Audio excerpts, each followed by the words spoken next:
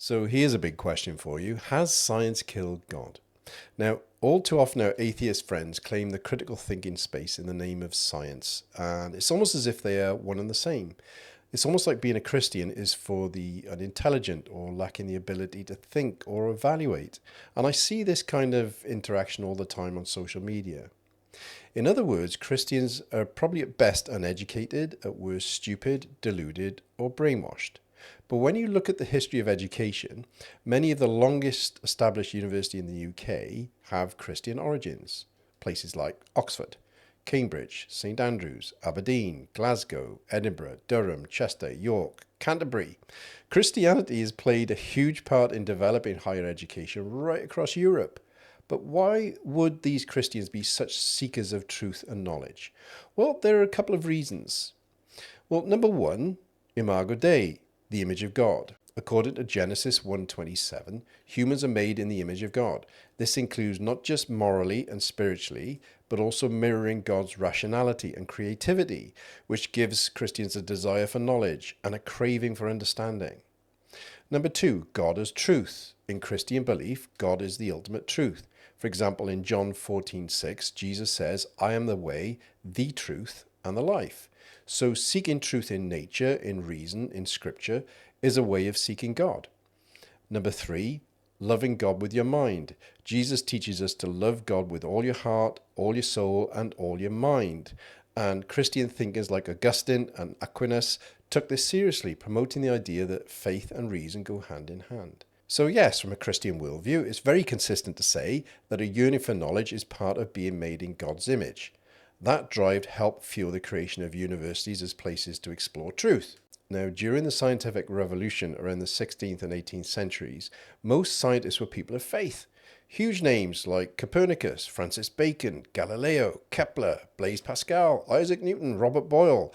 They saw absolutely no contradiction between science, studying nature, and believing in God. In fact, many believe the universe operated in a rational, lawful way because it was created by a rational, lawful creator. But in the 18th century, the Enlightenment emphasized human autonomy over faith-based desire for knowledge. And while this wasn't anti-religious per se, it shifted the authority structure. Reason became king, and the Christian scientist viewpoint was increasingly diminished. Some Enlightenment thinkers, like Voltaire and Diderot, were explicitly critical of religion. And this started to plant the seeds of reason versus revelation. And then the publication of Charles Darwin's On the Origin of Species in 1859 marked a real turning point. Because evolution challenged the Genesis creation story, it also suggested that complex life could arise without God. Generally without any evidence to support that claim, but some still took this as undermining God's role in creation. And while some Christians then and now saw evolution as compatible with faith, others viewed it as contradictory. Personally, I think the theory has several serious flaws in it, as do a growing number of evolutionary biologists who believe it's time for a rethink on evolution. And I think if Darwin were alive today, he would probably agree. The problem isn't necessarily the theory itself, but how it's been weaponized to ridicule anyone who challenges it. So all this led to the modern creation versus evolution debate, which sadly still drones on today. Now, in the late 19th and early 20th centuries, historians like John William Draper and Andrew Dixon White promoted the conflict thesis, the idea that science and religion are fundamentally at war. This was a very oversimplified view, but it became widely accepted. Media and public education reinforced the idea and ran with the narrative. And for some, science is associated with secularism, materialism, or atheism. For others, religion is viewed as anti-intellectual or backward. And obviously the media and political discourse tend to highlight extreme voices rather than the many who find the obvious connections between faith and science. The fact that many modern scientists are not only people of faith, but many more are finding that their research points to them away from atheistic materialism and toward faith is completely ignored. Fields like cosmology, genetics, neuroscience all have deep theological implications, and many scholars engage with both. And this supposed conflict isn't inevitable or universal. It's largely shaped by culture and the education system, which nowadays is very anti-theist, mainly because of the high prevalence of atheist Marxists in academia. Science and Christianity didn't inherently become enemies. Cultural, philosophical, and ideological agendas made them seem that way, but the conflict isn't inevitable. And many today are bridging that gap because an increasing number of top-tier scientists are becoming Christian. Why? Because their research, particularly in neurology, cosmology, and mathematics, is pointing them toward a rational mind and a creative agent behind the formation of the universe and our reality. In today's world, it's often assumed that science and faith are incompatible. The loudest voices in popular media frequently equate atheism with intellectual superiority and portray Christianity as a belief for the unthinking or uneducated. But this false narrative collapses under the weight of reality. Now, many respected scientists, once committed atheists, have found compelling evidence for God in the pursuit of truth. And this video shares a few examples of such men and women whose scientific exploration literally shattered their disbelief and drew them to Christianity. Now, there are hundreds of Christian scientists we could use as examples for this, okay, but we're going to stick to just 10. And first up, we have Francis Collins. Now, Francis Collins is a geneticist, former atheist, and the leader of the Human Genome Project.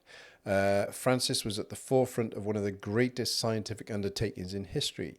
Now, he was raised as an atheist, and during medical school, encounters with patients of deep faith prompted him to reconsider his worldview. And the elegance and intricacy of DNA really convinced him that this was not the product of chance. Yep, where there's code, there's a coder. Where there's language, particularly of DNA, there must be an author of that language, okay? And his journey is captured in his book, The Language of God, where he writes, "The God of the Bible is also the God of the genome." Next up, Gunter Beckley, a leading figure in paleontology, a gifted and prolific scientist, and a firm believer in Darwinian evolution. I mean, this guy actually had species named after him. Now, he was bullied out of his position as curator of the State Museum of Natural History in Stuttgart after becoming persuaded by the evidence for intelligent design. For Gunter, what began as an attempt to refute creationism turned into a sincere investigation that ultimately led to his conversion to Christianity. He came to believe that the complexity and directionality of life could not be adequately explained by materialist assumptions alone. He bravely stuck to his guns and refused to be intimidated into changing his views, which gave courage to many in the science world to speak more openly, but sadly led to him being forced out of his position as curator. And I thought science was about seeking truth. Next, Dr. Cy Gart, biochemist coming from a strongly atheistic family. Cy Gart believes science had all the answers, but his deepening knowledge of biochemistry started raising questions that materialism really couldn't satisfy. Things like, how did life originate? What explains the moral law that we find within us? And these questions pushed him towards theism and ultimately Christianity. And his book, The Works of His Hands, chronicles his intellectual and spiritual journey and transformation to becoming a Christian. Number 4 on our list is Sarah Salviander, an astrophysicist, former atheist, born into a secular and often anti-religious household. Sarah found herself drawn to Christianity through philosophy and science. Her work in astrophysics revealed a universe of such precision and beauty that she began questioning her atheism. The philosophical depth and coherence of the Christian worldview eventually led her to become a Christian. There seems to be a pattern developing here. Next up, Rosalind Picard, MIT professor, inventor of effective computing and a world leader in AI. Rosalind Picard considers herself an atheist until her adult years, and while studying at MIT, she decided to read the Bible to gain ammunition against it. Instead, she found its wisdom and consistency completely overwhelming. Now a committed Christian, she testifies that faith made her more intellectually alive, not less. Number 6 on the list, Alistair McGrath. Oxford professor, former atheist, Alistair McGrath was once a devout atheist and admirer of Richard Dawkins. Yet, as he delved deeper into science and philosophy, he found Christianity to be far more rational and compelling than he had ever thought. Today, he's one of the foremost Christian apologists, arguing that faith and science are not enemies, but allies. 7th on the list is Richard Lumsden, an evolutionary biologist, former atheist. Richard was a highly rated evolutionary biologist and former dean at Tulane University. His journey began when a Christian student challenged his beliefs in a class debate. The encounter prompted him to explore the Bible, eventually leading to his conversion to Christianity. He abandoned atheism and became a vocal proponent of intelligent design. At number 8 on the list is French scientist Guillaume Bignon, a French intellectual and atheist. Bignon encountered the gospel through a random encounter at a meeting. Intrigued and skeptical, he began to investigate the claims of Christianity. His philosophical training made him approach the Bible with clinical scrutiny, but the more he explored, the more convinced he became. And today he defends the Christian faith with an absolute surgical rigor. And next at number 9, Jerry Bergman. Multiple PhDs, holds 9 degrees, only 9. His major areas of study being biology, chemistry, and psychology. He spent much of his early academic life as an atheist, believing science and religion were completely incompatible and inherently contradictory. Over time, as he engaged with historical and scientific evidence, he found the atheist worldview fell short, and his eventual conversion led to a prolific career in Christian apologetics. And finally, at number 10, Raymond Damadian, the inventor of the MRI. And though not always a devout atheist, Raymond Damadian did not initially see a connection between his work and faith. However, as he reflected on the incredible intricacy of the human body and the gift of his own scientific insights, he came to believe that his work was God-given. He saw his invention not as a monument to human ingenuity alone, but as evidence of divine design. So the question is, why do these stories matter?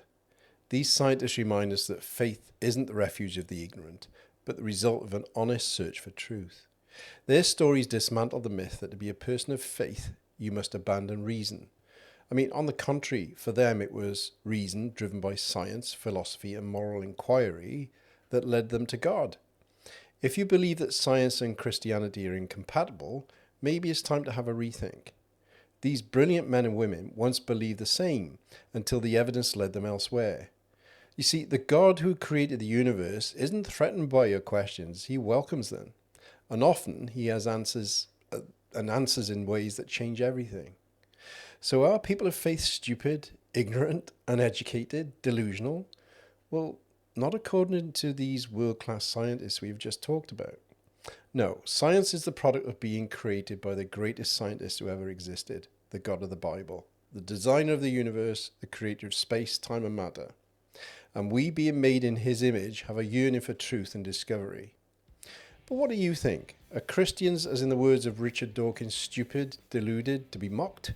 And if you think that's true, have these amazing minds changed your viewpoint? If you're watching the video, leave a comment below. If you're listening in online, email us at hello@radioheaven.co. Please don't forget to like, subscribe, and give us a big thumbs up. Thank you for listening. Thank you for watching, and we'll see you next time.